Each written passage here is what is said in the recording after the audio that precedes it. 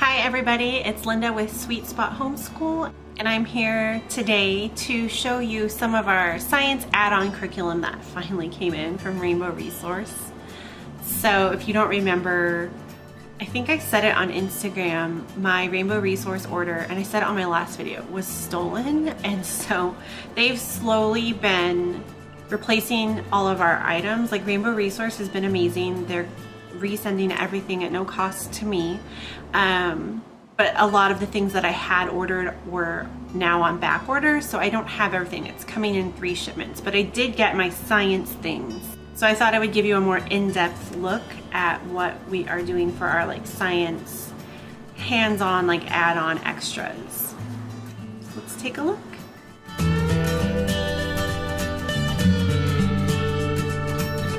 So today I'm going to be taking you through the items that I've chosen to supplement our science with. If you haven't watched, I've done 2 videos in depth on Bookshark Science Level K and Bookshark Science Level 2. So I'll put those in here somewhere, and I'll put the links in the description so you can go look at those if you want to see our main curriculum. So very briefly, the way that Bookshark Science is designed, we get an instructor's guide that kind of takes us through our 4-day-a-week science program. Yes, it's only 4 days. And it included all of our books. So we're using a lot of Usborne books that came through the Bookshark program, as well as a DVD that shows our science experiments that the kids can watch, and then a book that goes along with that DVD that gives science experiments that we can do together as a family. So that's our main science. These 3 things that I'm going to talk about today are things that I've chosen to supplement our science program with, not because I think Bookshark Science is lacking, but I think that these are going to be good things to just make our science even better. So the first one is nature study, and we are going to be using this book, which is the Dreaming Trees Nature Study and Outdoor Science Journal. This is a super cute journal of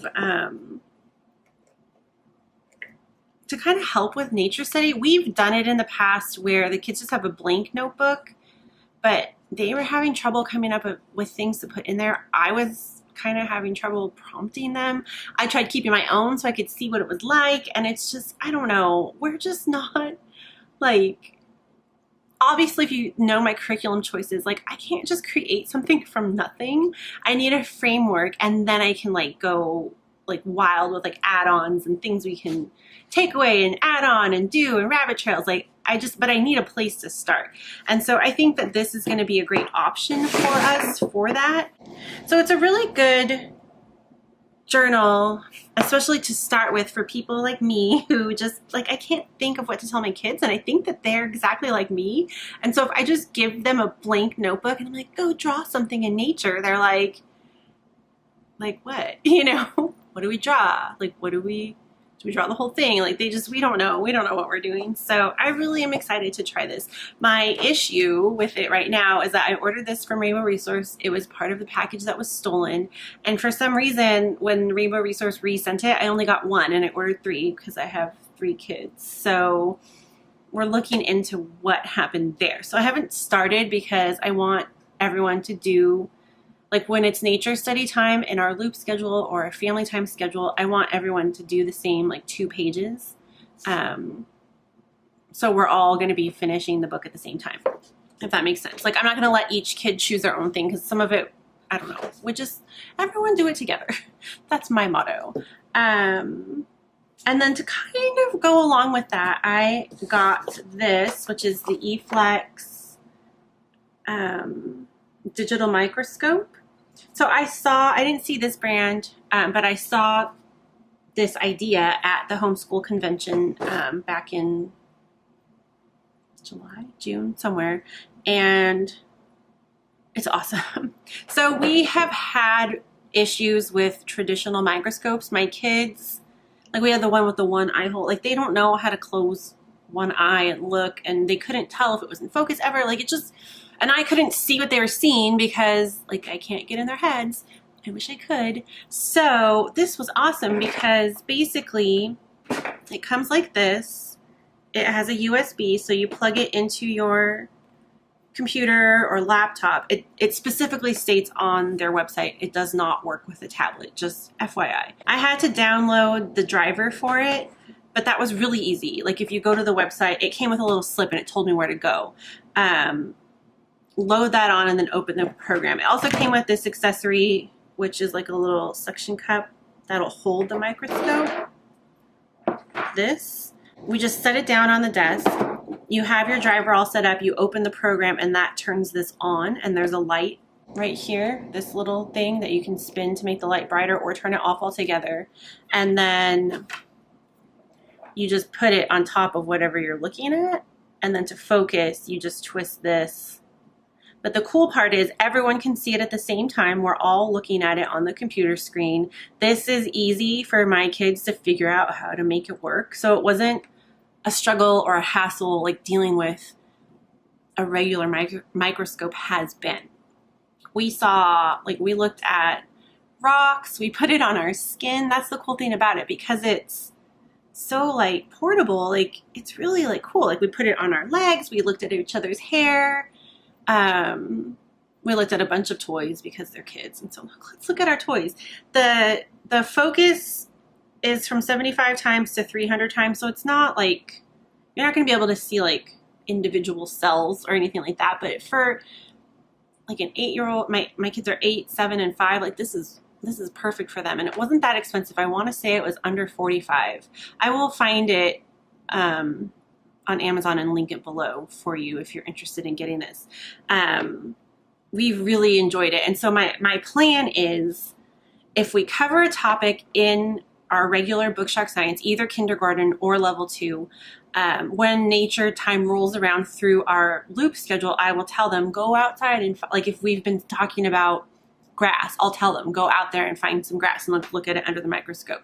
And then also on top of that, if we're doing nature journal and it comes to like a topic, like in here I saw something about leaves. It's like, okay, like run outside and collect some leaves. And I think I'll just have like a little bin where they can just put their things that we want to look at. And then when microscope time rolls around in our loop, we'll pull out all that stuff and look at it. And then again, I'll give them time to find whatever they want to find, because this is the kind of thing that my kids get excited about and that makes them like interested in learning. So it's a good buy. We're really excited about it. We spent probably, when we first busted it open, like I want to say like 2 hours looking at stuff. Those are those 2 add-ons.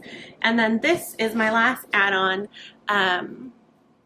It is Into the Forest. It's a nature card game about the food chain. It's really fun. My 5-year-old partners up with either me or my husband just because, I don't know, she's 5. But the other 2 like started kind of getting it. They don't understand the strategy part, but that will come. It comes with a little instruction booklet. And it kind of gives different variations of ways to play. And then it comes with this little chart of the forest like food web. You've got your little scorecard and your little pencil. And then the main game is a card game. So it's a deck of cards. And then these are the kind of pictures. They're beautifully done. It's not like kiddish. Do you know what I mean? Like it's not cartoony. I think they're gorgeous. Focus. I don't like spiders. I don't like that card at all. But basically you just deal the cards till everyone has cards and all of the animals are assigned energy points. So plants like that don't eat anything else that have the most like available energy are 10s, and then like apex predators like bobcats, bears, that kind of thing, they're only 1 point. And then everybody else is kind of 2s, 3s, 4s, or 5s. It goes from 5 to 10. And then there are 2 of these death and decay cards. So these are, there's no points, but they can beat, they can take any plant or animal because everything dies and everything decays. But there are some animals that will eat this card, and that would be coyotes, earthworms, fungi, mice, and millipedes. So there are things that can beat this card. So basically, you just play by either showdown, like doing a showdown with somebody, or challenging someone.